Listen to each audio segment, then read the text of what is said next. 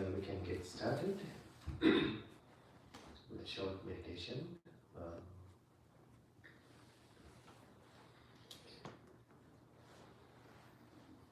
So maintaining a very relaxed posture.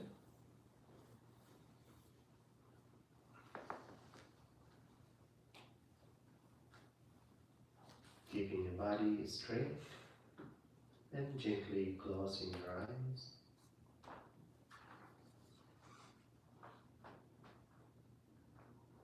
Feel the presence of yourself in this peaceful atmosphere.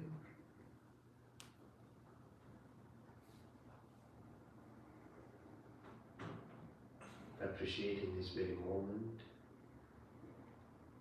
appreciating your spiritual practice, your Dhamma practice.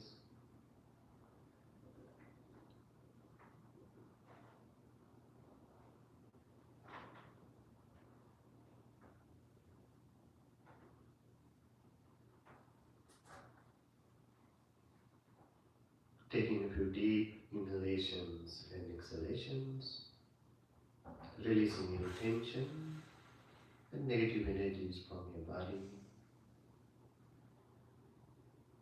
Make yourself very comfortable and relaxed.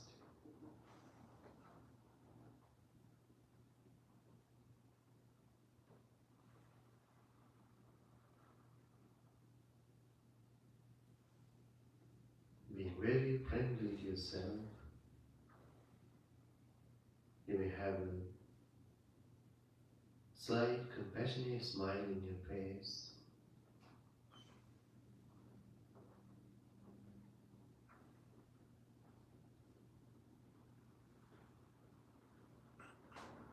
Appreciating yourself for being who you are and what you are.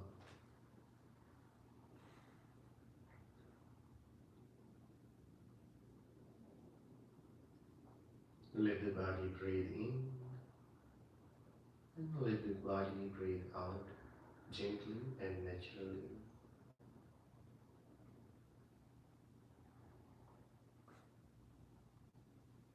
And you may feel and experience each breath throughout the body, letting go of all the thoughts, memories and mental images from the mind. Gently allowing yourself to be here and now in the present moment.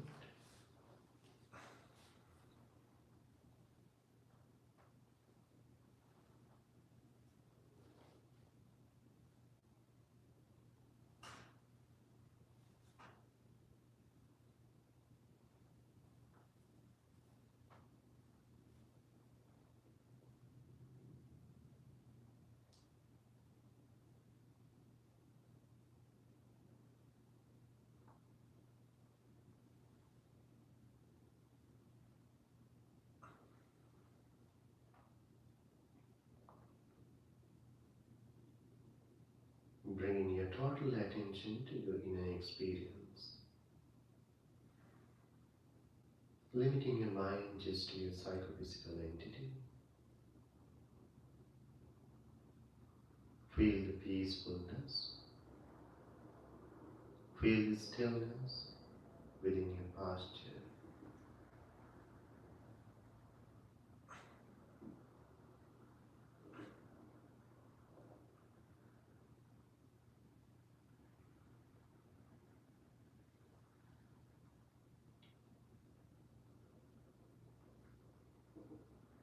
Being very gentle to yourself.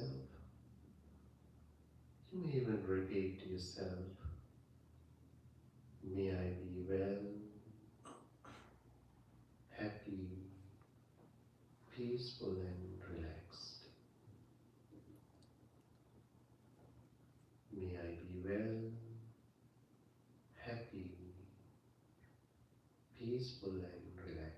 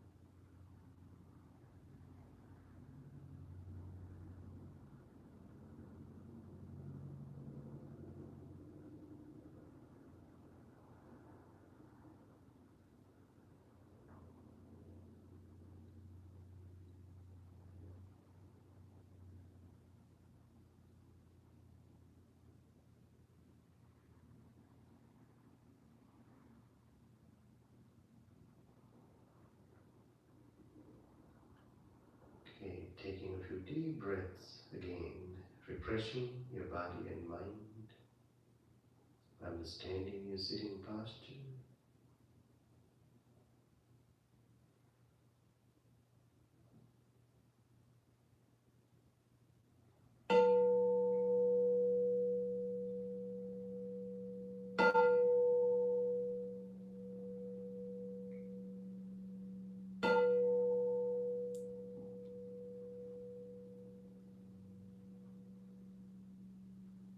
You may open your eyes.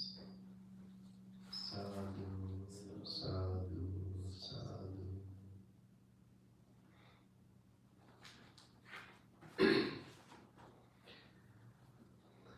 Okay, so today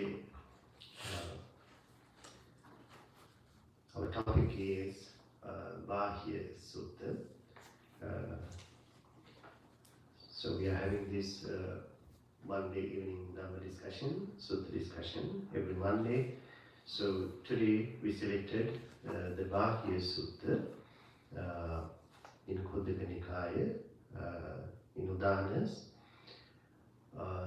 So this is a very popular sutta in the entire teachings of the Buddha, in the Tripitaka. So you may have heard this sutta maybe once, twice, many times, because that much is popular, this sutta. It's very interesting, very meaningful, and very practical Dhamma.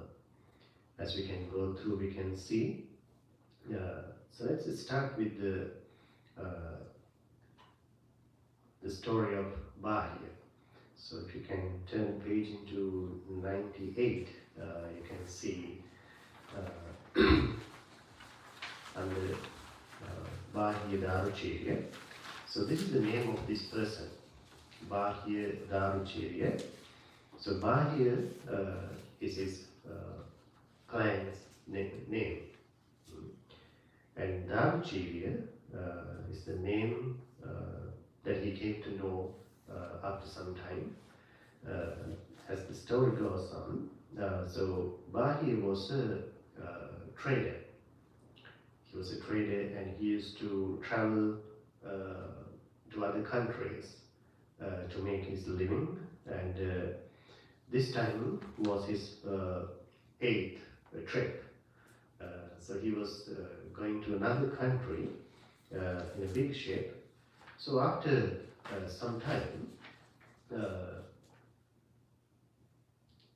this big ship actually got devastated from a deadly storm. So Bāhiya managed to come to the shore of Supparaka. It's a kind of harbor in India. It's called Supparaka. So he came to the shore. So having lost all his clothes while in the waters, he makes himself a bark dress. So he lost all his clothes even in the waters as he was struggling to come to the shore. So he made himself a bark dress from trees. So he was traveling here and there, in that city with a begging bowl. So people came to know the Bāhiya.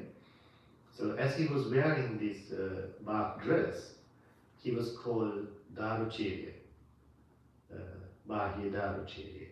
So this is how he came to know. So seeing the Bāhiya in this very unique bark dress and begging bowl, many people thought this must be a special person, a spiritual person. Like in India, especially during that time, there were so many ascetics, spiritual people traveling all over the country. So people thought this must be a very special teacher. So after some time, as people were even offered him with food, shelter, even other clothing, Bāhiya refused all these things because he appreciated this simple life. So he went on as he liked. So many people respected him a lot.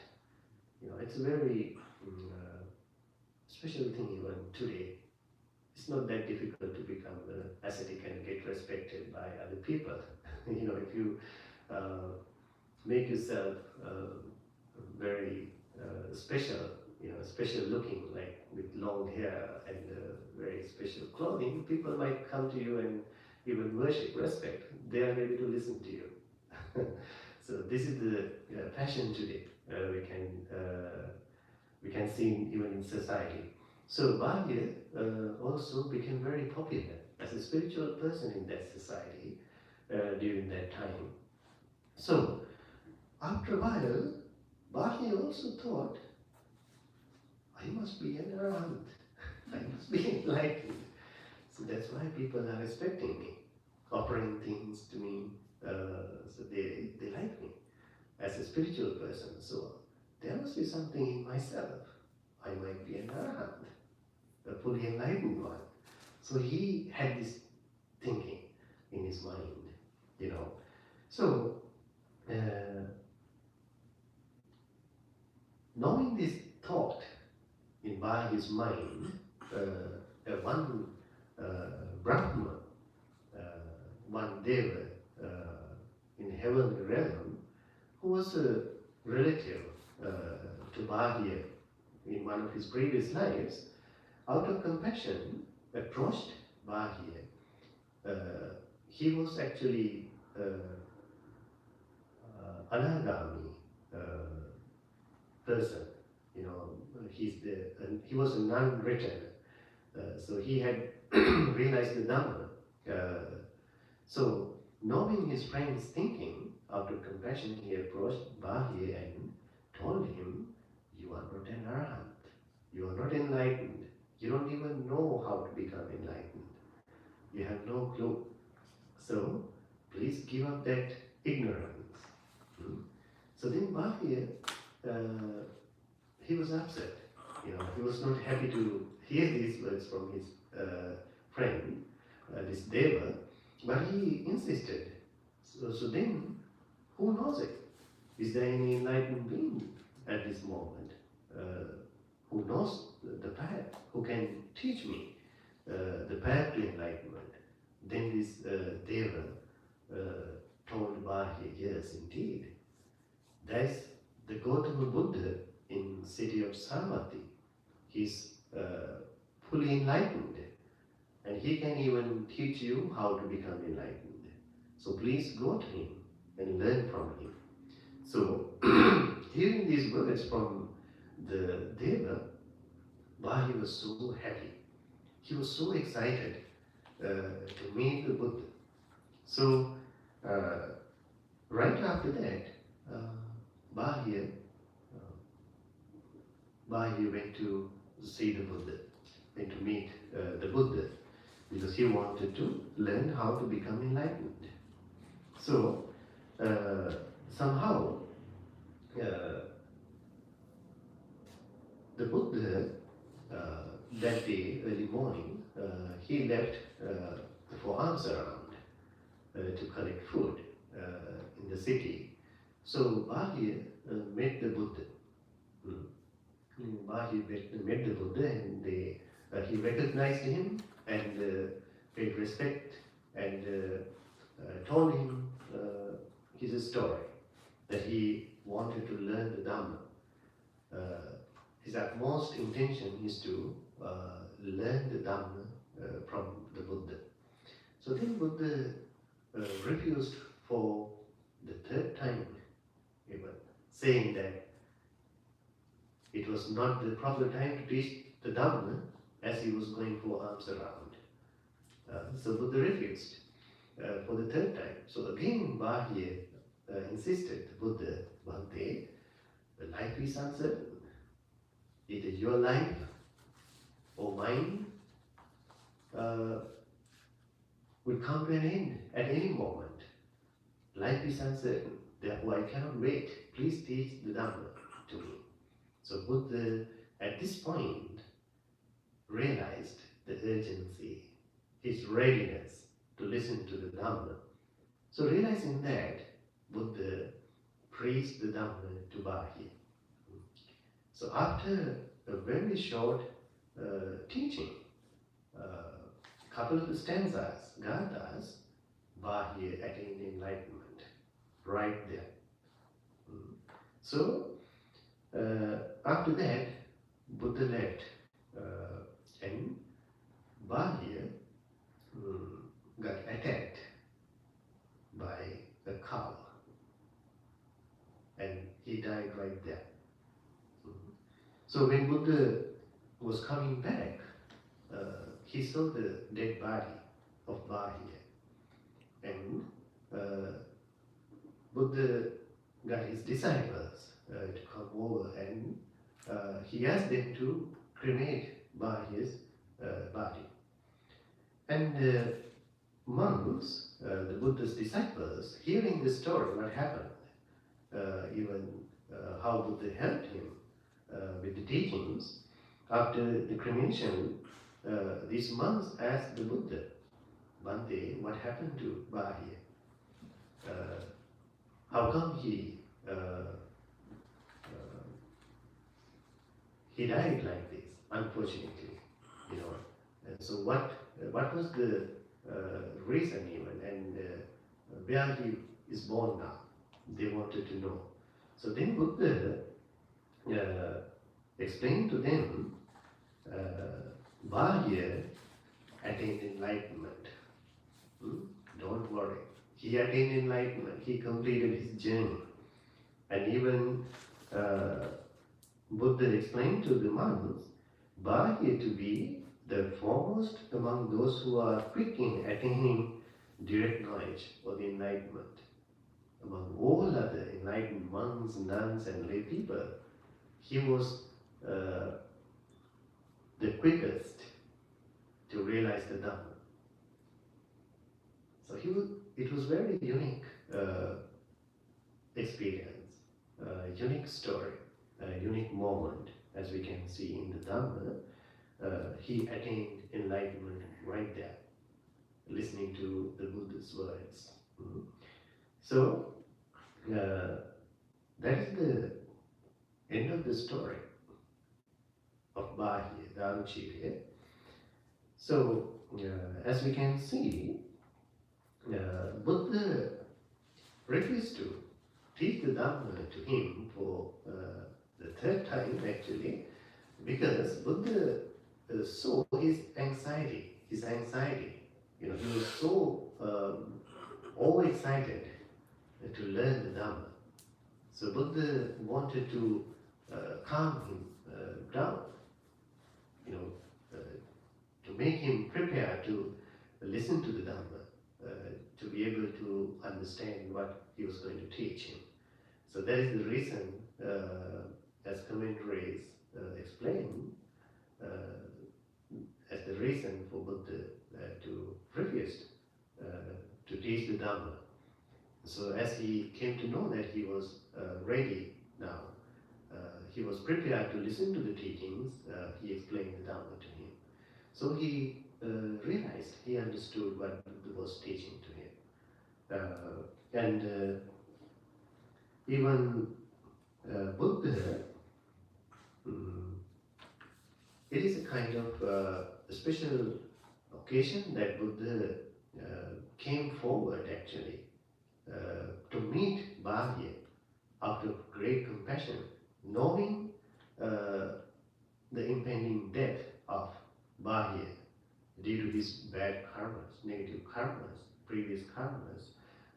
So out of compassion he came towards Bāhiya to meet him before he dies. And even knowing his readiness to realize the Dhamma. So Buddha with his powerful divine mind can observe others' mind if they are ready to realize the Dhamma. If the necessary spiritual faculties are developed in individuals, these are the things that Buddha considers when preaching the Dhamma to others. So he realized the Bāhiya's previous experiences, even in the Dhamma, in his previous lives, that he had hidden seeds of enlightenment. If Buddha preached the Dhamma, he would definitely realize the Dhamma. So knowing that, Buddha approached Bāhiya before his death. So it was like very proper timing, because of these skills actually. Buddha is called the Kalanyu, the knower of the time. So Buddha knows exactly the proper time to preach the Dhamma, to do things, approach individuals on the proper time, to be very effective with his meetings. So this is one of those occasions. So analyzing all these necessary conditions, Buddha approached Bāhiya on the proper time. So it was very fruitful, And Buddha even explained that Bāhiya did not bother. Bāhiya did not bother the Buddha in realizing the Dhamma.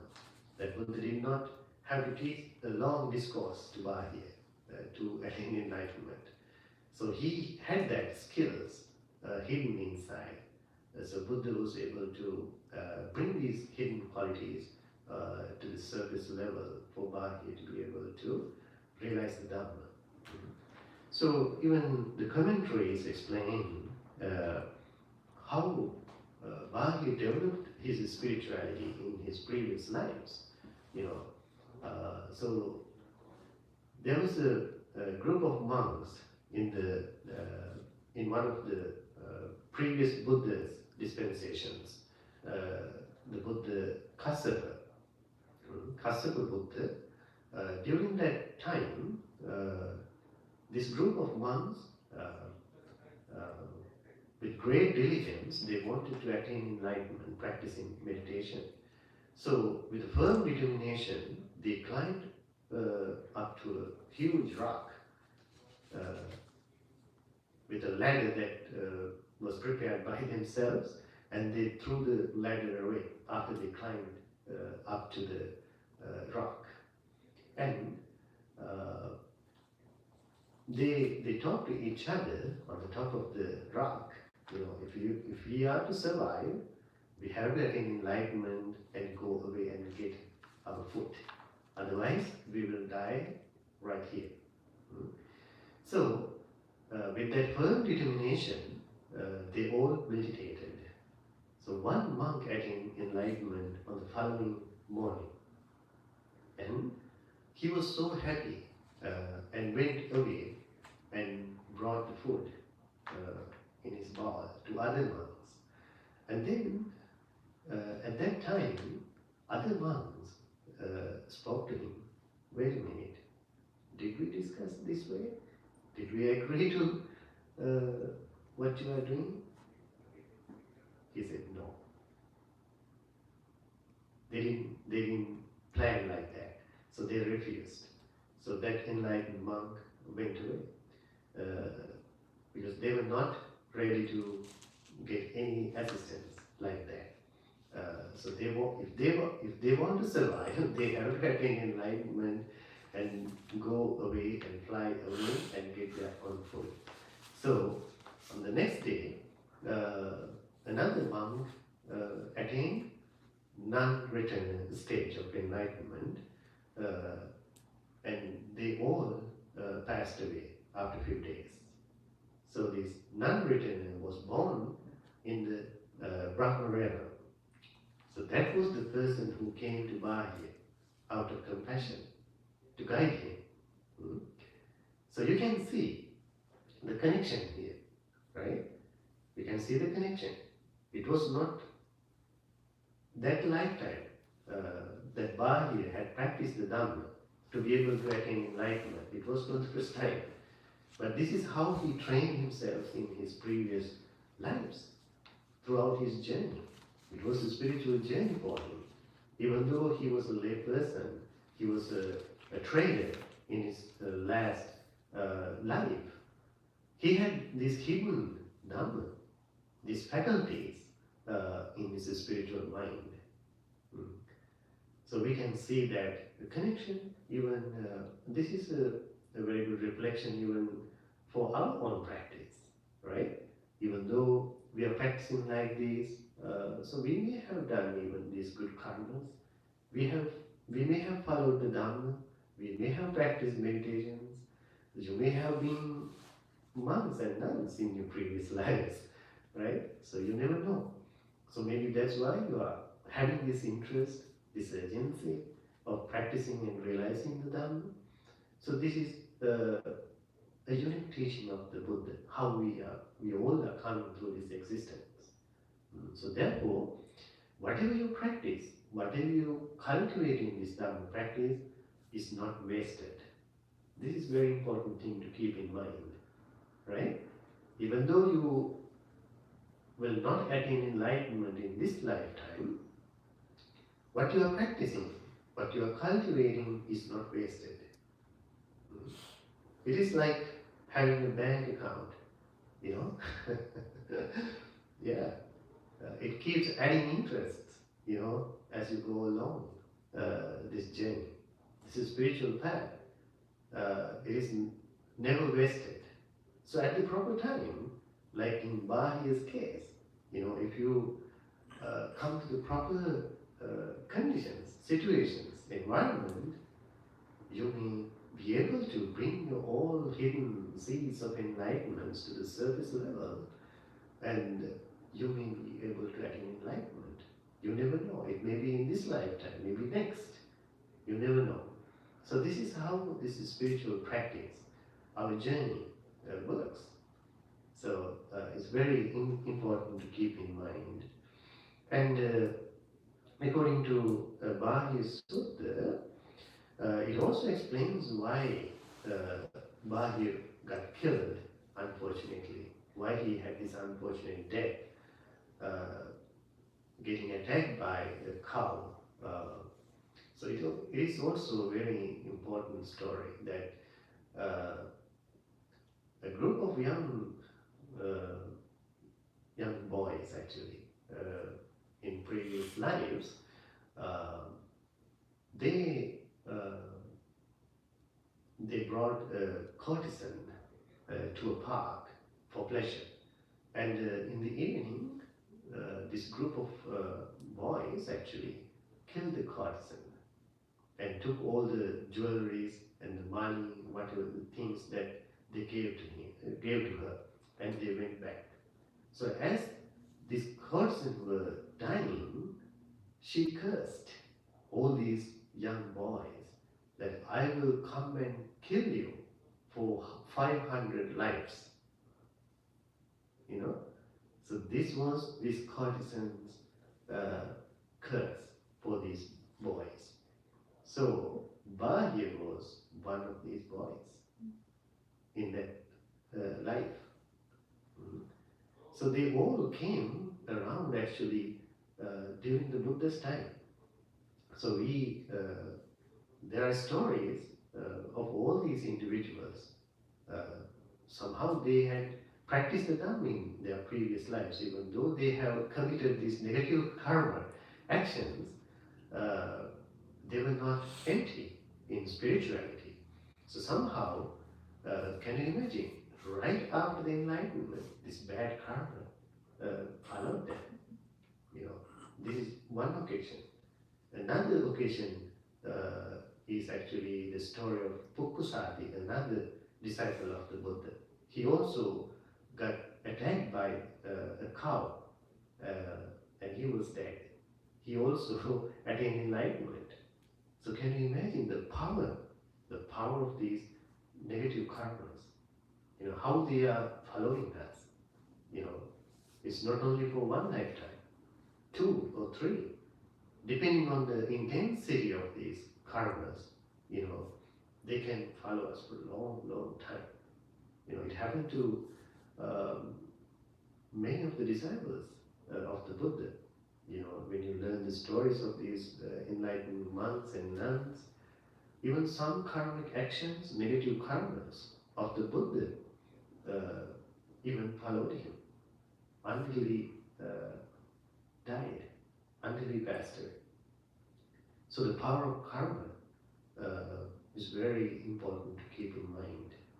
That's why we should always avoid bad karmas and acknowledge, cultivate and practice good karmas, wholesome karmas.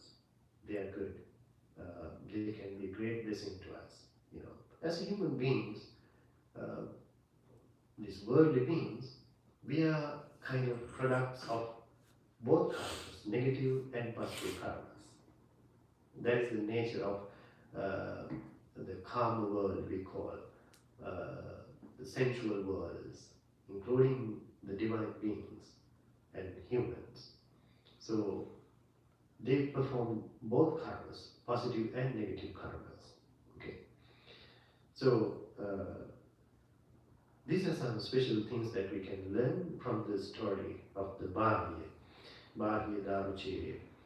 And now we have to turn into the most important part of this sutta, which is the teaching of the Buddha to Bāhiya. If we can turn the page to 1 or 2. So, with the Bāhiya's urgency, as he was very anxious to learn the Dhamma from Buddha, so Buddha saw that Bāhiya is really ready to learn the Dhamma. So then, in brief, Buddha explained to Bāhiya, okay, Bāhiya, then, in that case, Bāhiya, you should train yourself. This is your training. This is your spiritual practice, your spiritual path. What is it? In the scene, there will only be sin. So you have to consider, when you see, in the scene, there will only be the scene. In the herd, there will only be the herd. In the sensed, there will only be the sensed. In the cognized, there will only be cognized. So what do you understand in that part? What it explains is very unique actually. So this is a very special part of the teachings of the Buddha in regard to how we should manage our sense faculties. How we should use our sense faculties, in our day-to-day life. So in this place actually, this is as a meditation. How we should reflect on our sensual experience. Okay, so this is a very profound teaching of the Buddha. Where he explains how our life experience, our entire life experience, can be analyzed as a sensory experience through 6 senses, right? Eyes, ears, nose, tongue, the body, and the mind as a faculty. There are 6 faculties, 6 sense faculties. So, we live in this world means we always communicate with the external world through our senses, right? It is taking place all the time. Even at this moment, we are interacting with the external world through our senses. It's an ongoing process. So what happens when we see something? So these things are clearly explained in many other discourses, like in Bāhiya Bhavana Sutta, Mula Pariyaya Sutta, so on. So you can see how Buddha explains what happens to us when we see something, when we hear something, when we smell something, taste something, when we feel something in our body, when there's a thought in our mind, what happens to this system? What happens to our body and mind? What goes through? You know. So Buddha clearly explained what exactly happens within this psychophysical entity when we make this connection with the external world through our senses. Mm. So, as we can see, through the modern science, biology, we know what things are involved uh, within our system. When we happen to see something from our eyes, if you take one faculty, it's a very complex, long process that takes place within our system, right? So when we see something from our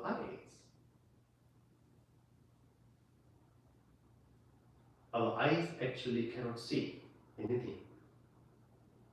Just our eyes cannot figure out anything on its own, right? Our eyes is just a lens that absorbs the rays of light, the frequencies of light from the external world, right? So we have learned these things in our schools. It's a very common understanding. And what happens to this light, these frequencies actually, it creates an image in our retina, right? As it says, even it's upside down.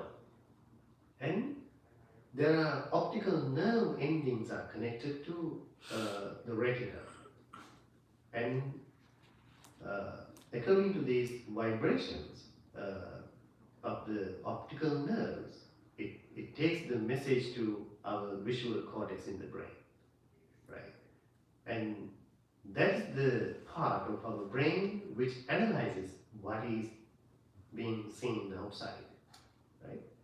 So our brain has a skill to figure it out, comparing and contrasting with our past experiences, right? This is how we perceive things through our eyes, according to our previous experiences. We know when you see a cat, you know exactly it is a cat.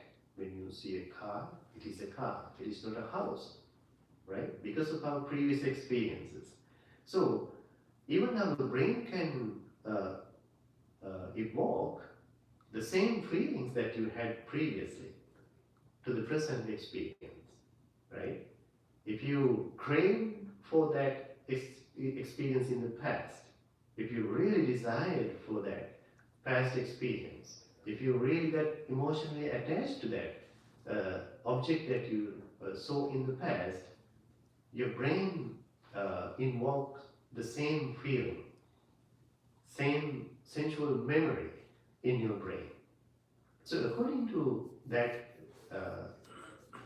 attachment or the detachment or the aversion, what happens in our brain is that our brain, the pituitary gland, secretes the hormones to our blood system accordingly, right? So that takes the message to the entire body through the blood system, through hormones.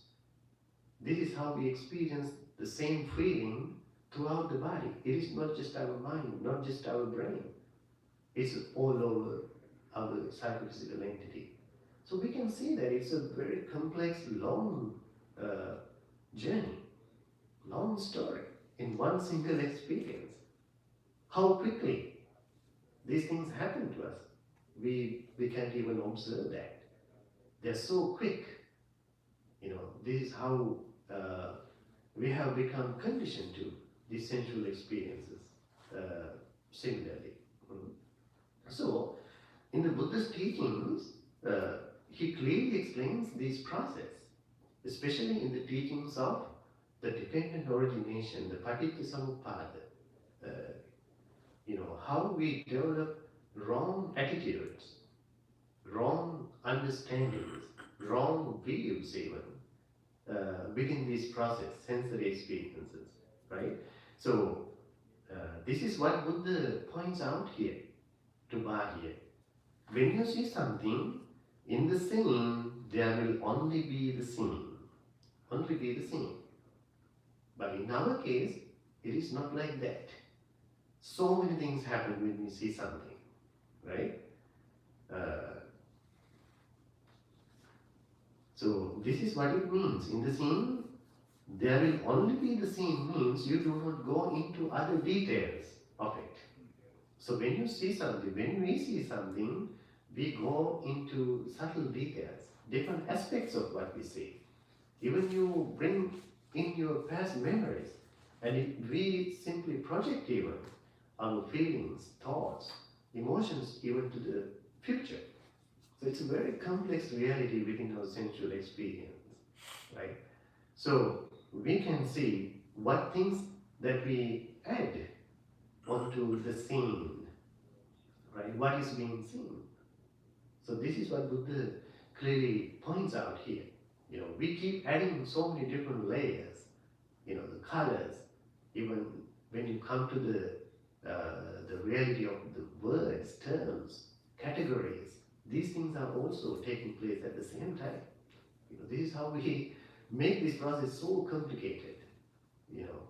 So as these things are happening so rapidly, so quickly, you know, naturally there's something happening within this process that we, out of attachment, out of craving, we feel that this experience is mine. When you see something, it becomes mine, you know, my experience. And then because of the conceit, another wrong perspective, we come to know that I am seeing as a person. You get that? We personalize this experience as me, mine, and myself, right? So this is how we keep adding so many different layers of emotions to what we see. And apart from the emotions, the application of the self-identity is very powerful in creating the suffering in this process, right? This is what Buddha exactly means here, right? Without adding any other layers, without going into any other subtle details of what you see, Bāhiya consider there will only be the scene. Scene means, only scene means, there's no seer or a person seeing. This is what exactly it means, right? Do not take it as a personal experience. This is what Buddha exactly means by saying there will only be the scene and nothing else. It is not you, it is not yours. It does not belong to you. So look at it as mere seeing and nothing else. And similarly to what you hear. Just the hearing is taking place without consideration of being mine or myself, right? So similarly, what we feel, what we sense from our nose, you know, the smells, the taste from our tongue, and what we feel in our body as a sensations. So this is what comes in that category, in the sensed, you know, there will only be sensed, you know.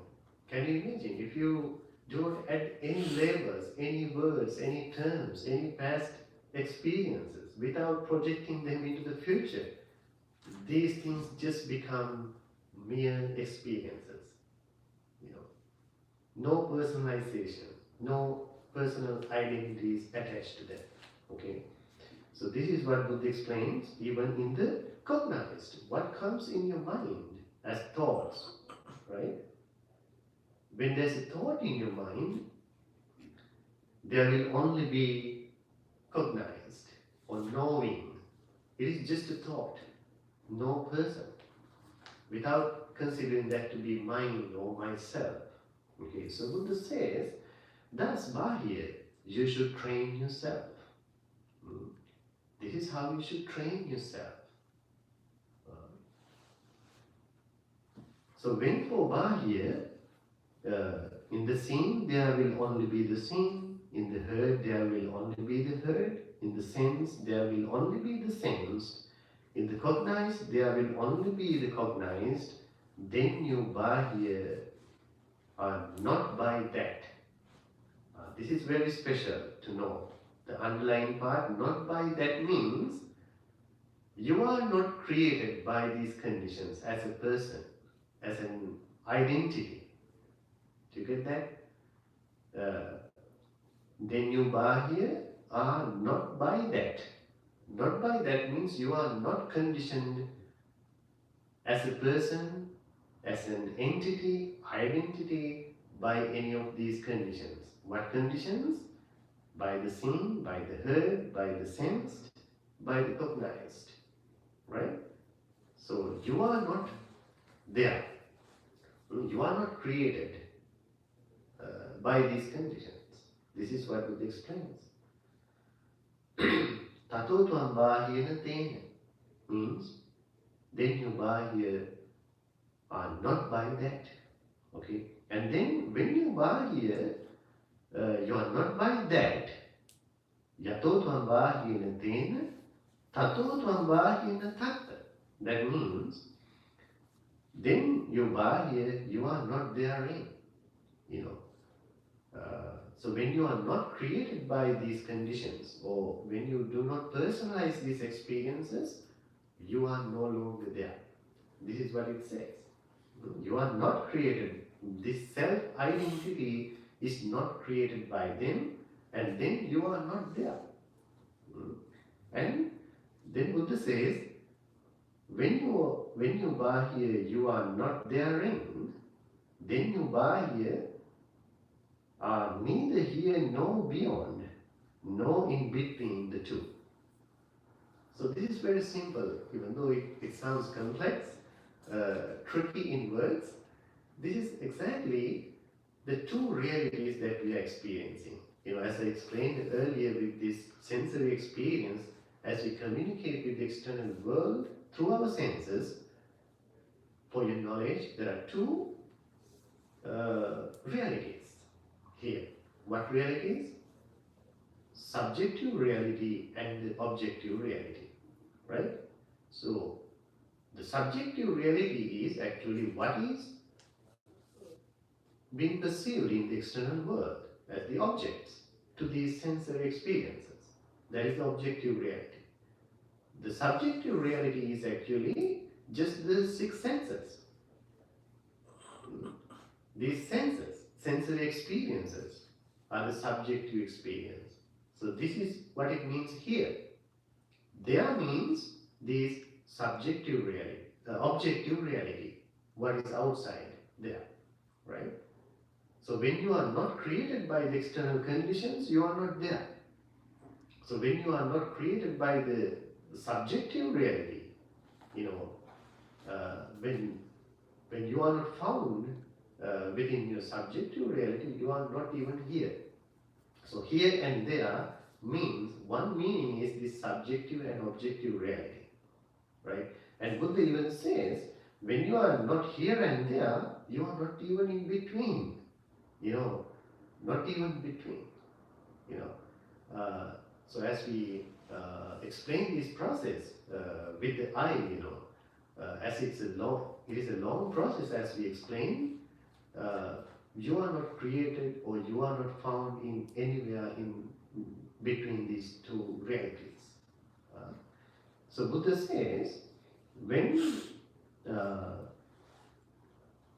you are neither here nor beyond, nor in between the two, this is itself the ending of all suffering. So this is very interesting.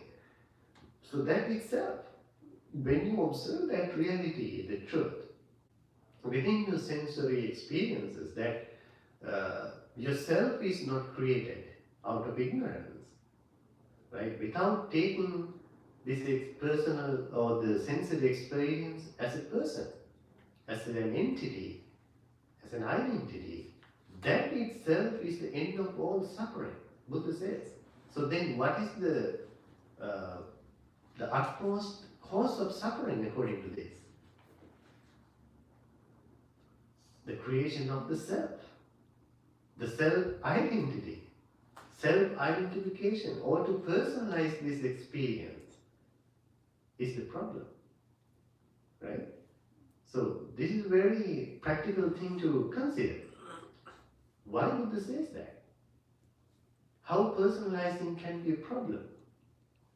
How it can create the problems and suffering, tension, the stress is a very common, very practical. You know, what happens to you when you personalize this experience? When you identify these processes as yourself, you know, when you have this possessive feeling, you get hold onto it. Or another way, you get attached to it. You get emotionally attached to these experiences. And then you want to protect it. You want to keep it. You don't like to see it going away from you, right? Or you don't like to see yourself going away from these experiences. You always want to indulge in that. And even we get attached to this body in that way. We consider this body to be mine, myself. This is what I identify as myself.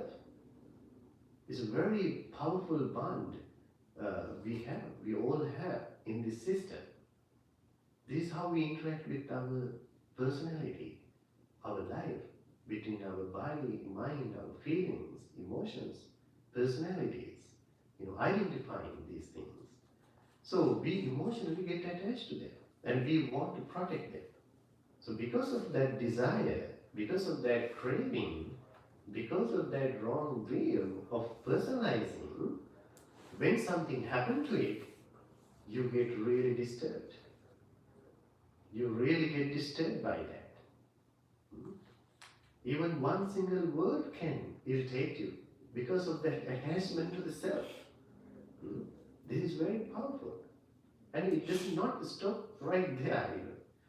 So when you get attached to some external object, that individual external object also becomes a part of yourself. It is an extended you, right? That's why you feel depressed when your car broke down. When something happens to your kid, you get upset. You get really disturbed, distracted. Why? Your kid is a part of yourself. You have that attachment, emotional craving for that entity as yours, yourself, right? So we can see how this is expanding, extending to external reality. You know, we make a big deal out of it, and it becomes a whole mass of suffering. So this is how people, all living beings, are going through these endless suffering, stress, anxieties, depression, and all these things, right? So Buddha, in this discourse, clearly going into the real mechanism of that process. That's why the Bāhiya Sutta is so important. It has a very philosophical, spiritual value. And also the other important aspect here, the therapeutic value, if you see, you know, as a cognitive psychology, you can see for many problems today, people are having because of this unskillful attitude.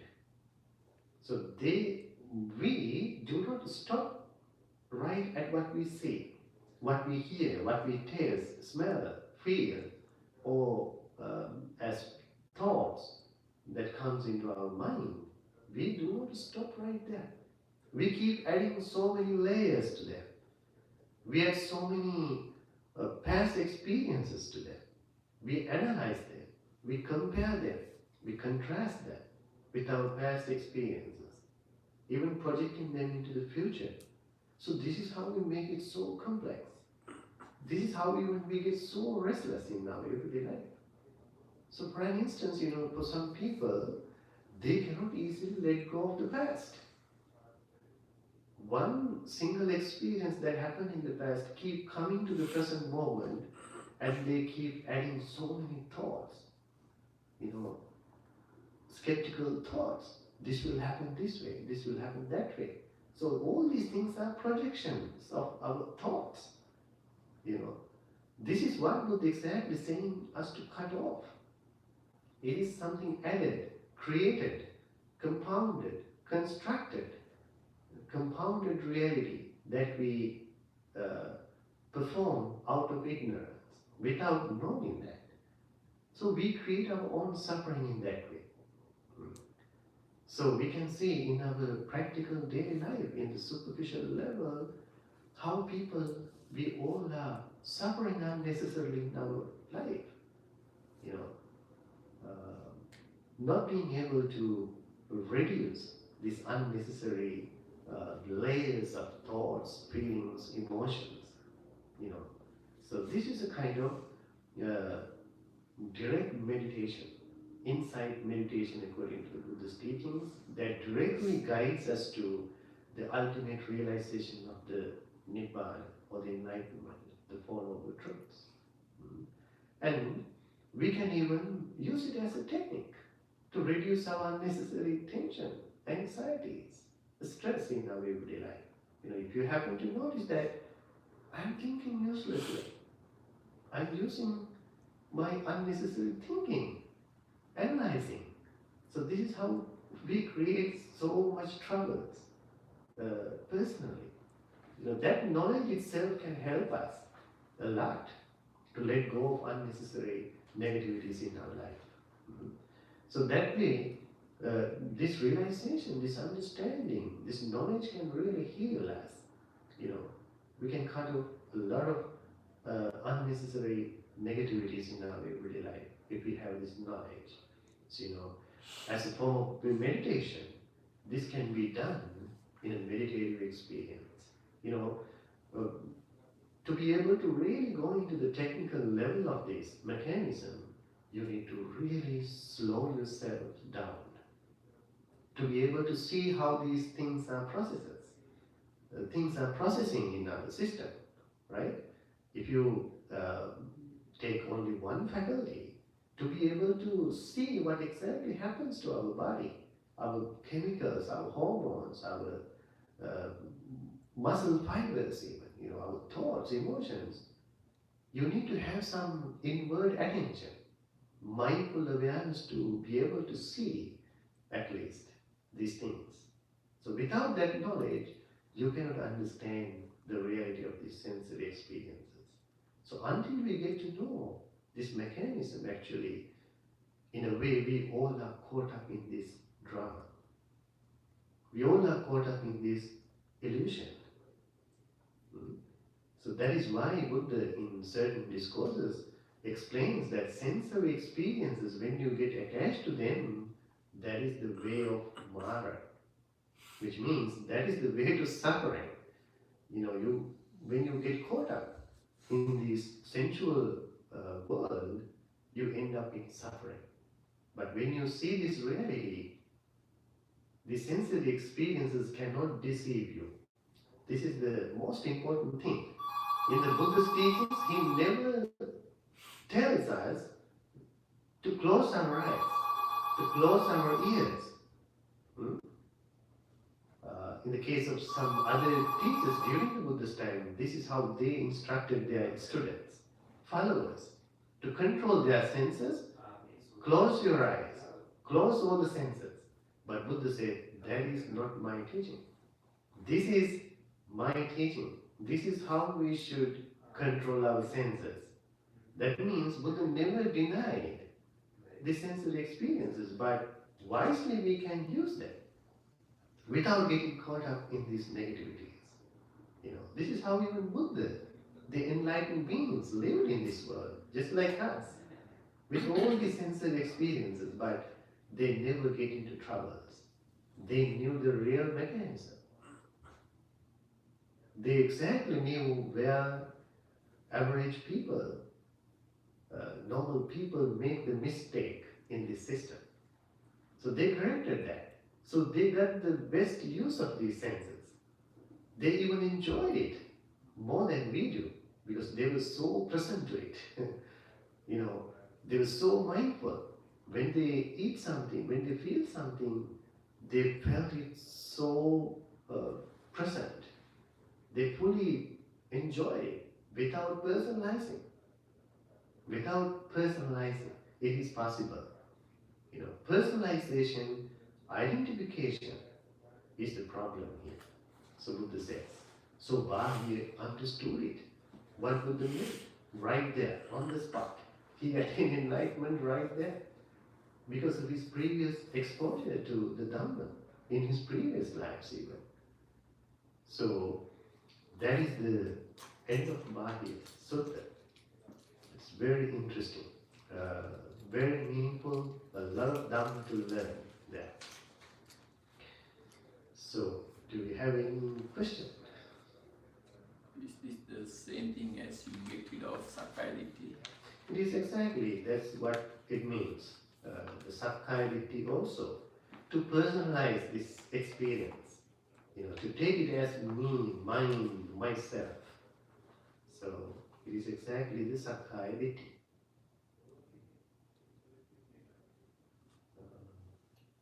Any other question?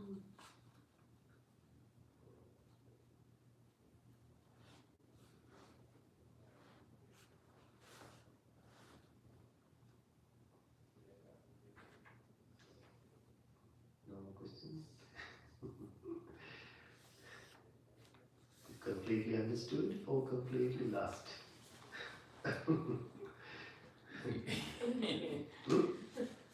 The both? In between. In between, okay. If I completely understood, we should be like Bhante, right?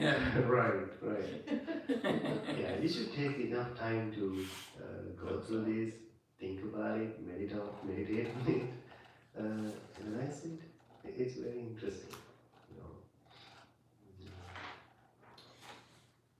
I noticed at the beginning when he talks about bare attention. Yes. And I wondered that, I was going to ask you about that, why when we do meditation here, we typically, concentrate just on the body or just on the breath, but don't, kind of, in other places where I've gone and taught to open up and just, notice whatever's coming through, whether it's sounds or smells or anything like that, but it doesn't seem like we're necessarily, when you guys lead meditation here, that's not really the focus. And that's sort of what this is? Well, actually, when you really focus about your body, your mind, your breath, you are not missing any of these things. Everything is present. You simply notice them. You just become mindful of them. You acknowledge them.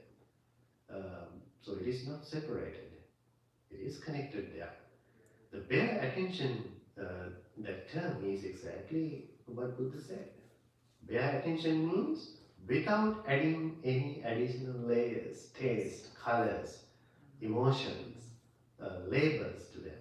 The bare attention means to witness as it is. As it is. So as it is means, when you observe that, you eventually realize the natural condition of these all phenomena, which is to rise and fall, the impermanent reality. So that is what you are realizing when you have the bare attention. So it is exactly that.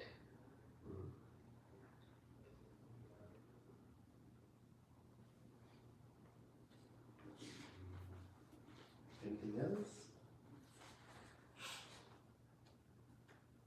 So take your time, think about it, meditate on it. So you may come up with more questions maybe later. Alright? So that will be the end of the discussion today. Thank you very much and all the blessings to you. Sadhu, sadhu, sadhu.